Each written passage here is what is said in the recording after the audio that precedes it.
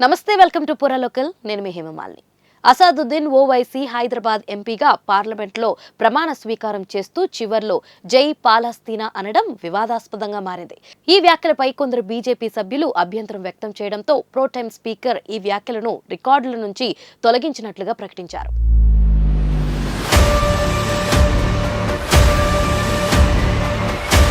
పార్లమెంట్లో తెలంగాణకు చెందిన ఎంపీలు ప్రమాణం చేశారు. వారిలో హైదరాబాద్ ఎంపీ అసాదుద్దీన్ ఓవైసీ కూడా ఉన్నారు.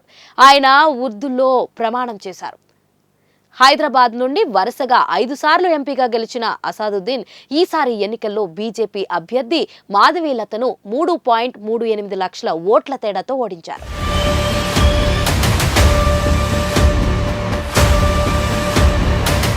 ఇక లోక్సభలో ఎంపీగా ప్రమాణం చేస్తూ చివర్లో ఆయన జై భీమ్, జై మీమ్, జై తెలంగాణ, జై పాలస్తీనా అని అన్నారు. ప్రమాణ స్వీకారం సమయంలో జై పాలస్తీనా అని తాను చేసిన వ్యాఖ్యలను అసాదుద్దీన్ ఓవైసీ సమర్థించుకున్నారు. జై పాలస్తీనా అనవద్దని రాజ్యాంగంలో ఎలాంటి నిబంధనలు లేవన్నారు. చాలా మంది చాలా విషయాలు చెబుతున్నారు. జై భీమ్, జై మీమ్, జై తెలంగాణ, జై పాలస్తీనా అని మాత్రమే చెప్పారు. ఇది నిబంధనలకు ఎలా వ్యతిరేకమో చెప్పాలని ఆయన కోరారు. ఇది తప్పని రాజ్యాంగంలోని ఏ నిబంధన చెబుతుందో చెప్పాలని ప్రశ్నించారు. పాలస్తీనా గురించి గాంధీ ఏం చెప్పారో చదవాలని ఆయన సూచించారు.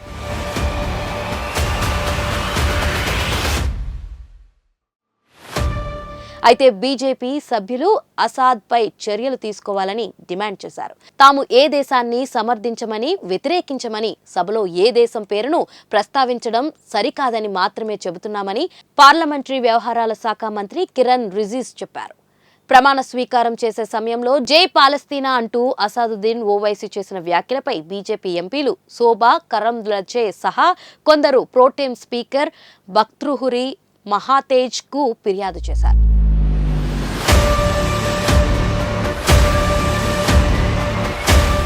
ఇదిలా ఉంటే ప్రయాణం చేసే సమయంలో ఓవైసీ చేసిన నినాదం తప్పని కేంద్ర మంత్రి కిషన్ రెడ్డి చెప్పారు. సభ నిబంధనలకు ఇది విరుద్ధమని ఆయన అభిప్రాయపడ్డారు. భారత్లో ఉంటూ భారత్ మాతాకి జై అనడం లేదన్నారు. దేశంలో ఉంటూ రాజ్యాంగ విరుద్ధమైన పనులు చేస్తున్నారని, దీన్ని ప్రజలు అర్థం చేసుకోవాలని కిషన్ రెడ్డి చెప్పుకొచ్చారు. అటు రాజాసింగ్ కూడా అసాద్ వ్యాఖ్యలను తీవ్రంగా తిప్పిపట్టారు. అసాదుద్దీన్ కు ఇష్టమైతే పాలస్తీనాకు వెళ్లవచ్చన్నారు. ఈ దేశం తిండి తింటూ, ఈ దేశం బట్టలు కడుతూ, ఈ దేశంలో జీవిస్తూ కనీసం దేశమాతకు, భారతమాతకు, దేశానికి జై కొట్టని ఈ వ్యక్తి పాలస్తీనాపై ఇంత ప్రేమ ఎందుకు పుట్టుకొచ్చిందని ప్రశ్నిస్తున్నారు. గణతంత్ర, స్వాతంత్ర దినోత్సవాలకు కనీసం జాతీయ జెండాను సెల్యూట్ చేయడానికి చేయి కూడా అసాదుద్దీన్కు లేవదని, ఆయనకు ఈ దేశంపై ఉన్న మమకారానికి ఇది మంచి ఉదాహరణ అంటూ దుమ్మెత్తిపోశారు.